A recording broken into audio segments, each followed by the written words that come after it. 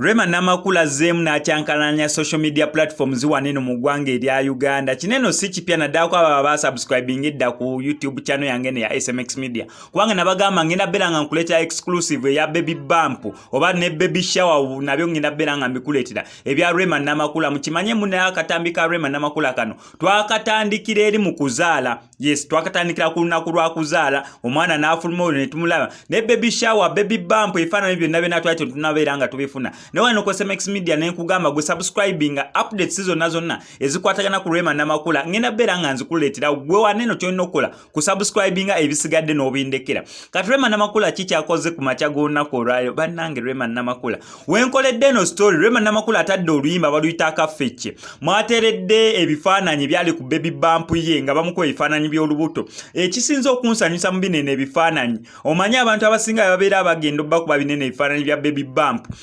babera bayagala nnyo okulaga embuto either ne bayambala ka bra oba ne baya mostly ngeri nti je kibeera mbo bifaananyi bibera bya kuba mukyala ali lubuto bayagala nnyo okulaga olubuto nga oli plain. Kyensinza okwagala ku Rema Namakula ku bifaananyi bye nti yes ayambadde olubuto talulaze completely mbu nga abasinga bye bakola nolaba olubuto nolaba akalayini wano nolaba ekundi nolaba waneeno enkovu nedda. Rema Namakula akoze ebifaananyi ebiri simple. Number 1 tajjeewo concept eri mbu kibeera bifaananyi bya lubuto Baby Bump kulaga mbo oli lubuto oba okulaga ku lubuto naye akikoze mu ngeri eri decent obanga wonnolaba omukyalo omusiraamu tonnanyilaga nnyo mubiri akoze nga olubuto luli transparent mu kagoye kayambadde akakatimba akabadde kabisse ku lubuto. Rema Namakula atadde lunene oluyimba ngenza okujja okukola eno story nga wakayitawo eddakiika 19 ne mu dakiika 19 oluyimba olwedde lubadde ludduse 4K views. Lunene oluyimba sofa lukyali mu audio lwatumya akafecce kyekiri mu lunene oluyimba Rema Namakula lwafulumiza olunaku olwaleero. Oluyimba lulinganga olwebaza Dr. Amuza Ssebunya. Ekyokubiri oluyimba lunene lulinganga olulabula Dr. Amuza Ssebunya. Ekyokusatu oluyimba lunene lulinganga oludirectinga Dr. Amuza Ssebunya. Ekyokuna oluyimba lunene lulinganga olutegeeza Dr. Amuza Ssebunya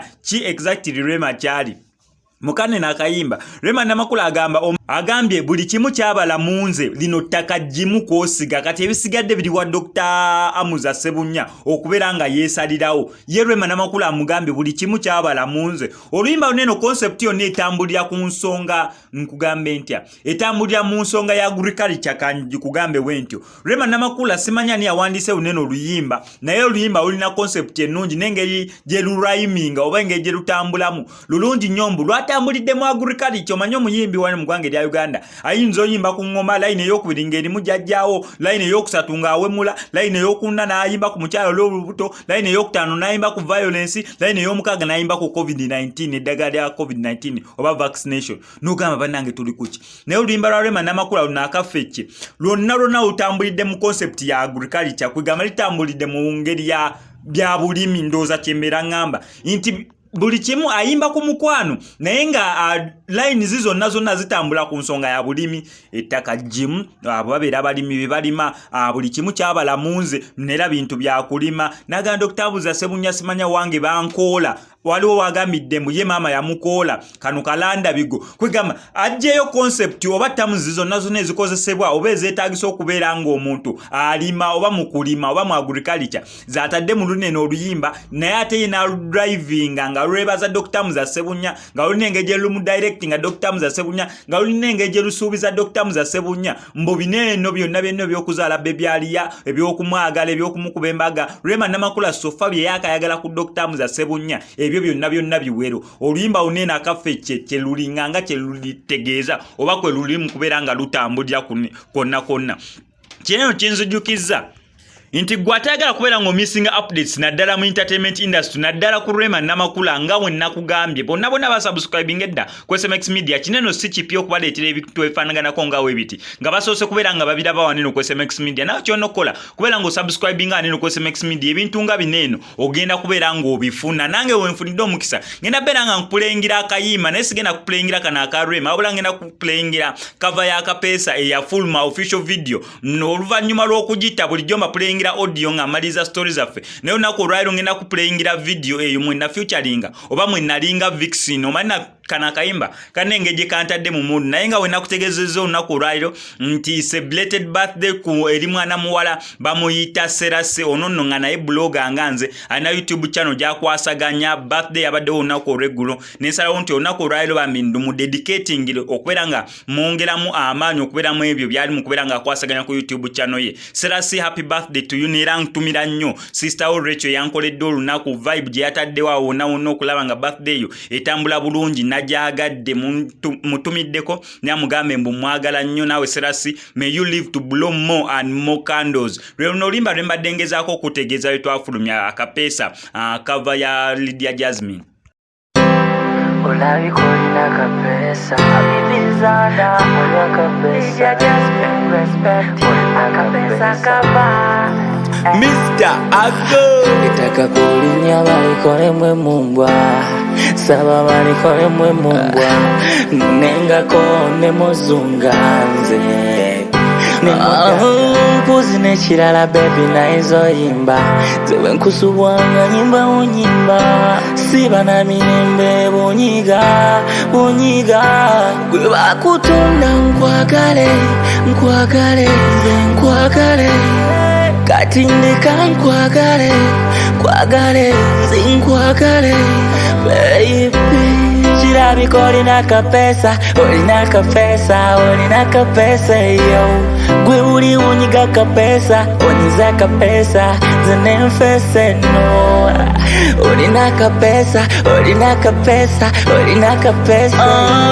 Gwe uli unyiga kapesa onyiza kapesa zenenfese no Ndiyangana nakuwabira wala ingina nakunyigira nafunye umuzugu kurwanira manyuku kabira wapima wateka mtageti kwagala nebitali na budget bona kamba gameti na I'm married never worried ngenda simugunya teke mubuli chimu mugunya kuwame nkutwale nkutekeyo omale mwena kunganya nkuyagala buyagazi mukugunya nkuwane nkusute nkwitamanya webinuma nebintabukira bitabuka nga toliwa numwane bitabukira nga gwe tuliwo Chirabiko olina kapesa